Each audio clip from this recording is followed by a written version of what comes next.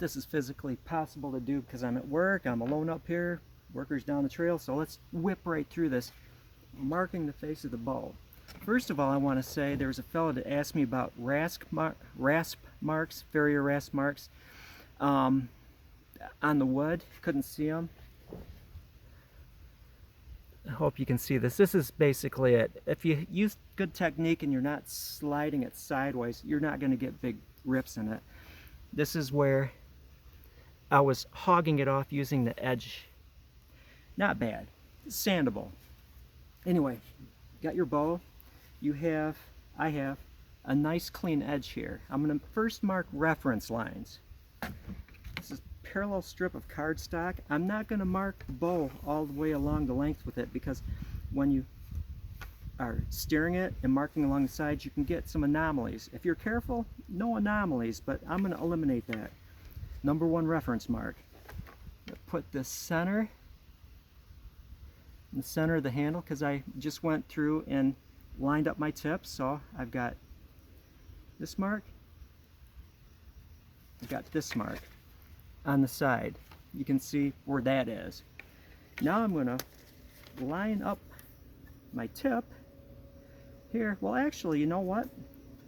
More reference marks. This is the end of the taper. So let's figure out that. And this goes to the end of the bow, this mark. Not the tippy tip of it, but that. Make a reference line where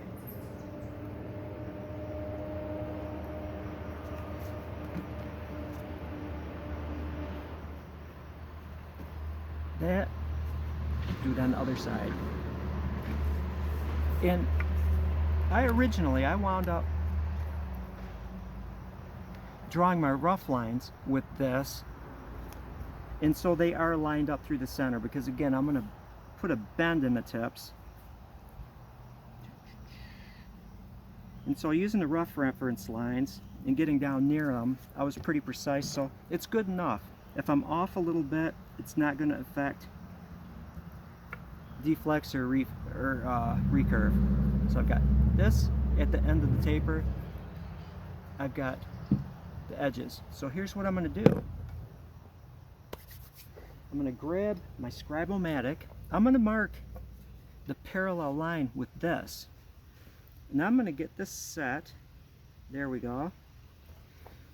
So right there, it's right on that outside edge of the finished.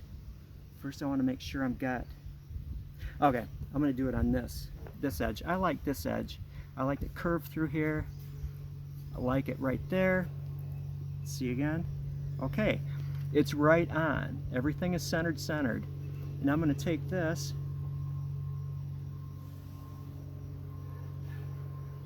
and I'm going to just scribe along the edge to my reference line. Boink.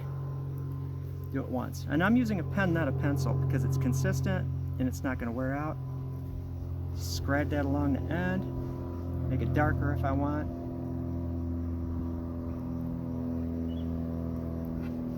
So now I have this edge marked out. Now I'm going to expand this so it goes to the other side. See where I'm going with this? Everything is going to be parallel. Get that adjusted.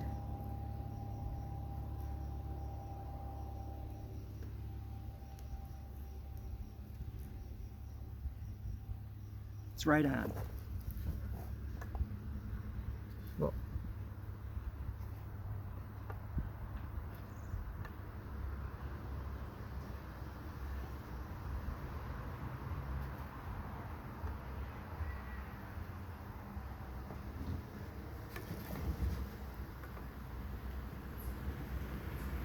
to the reference line, Silverado, and then I simply take this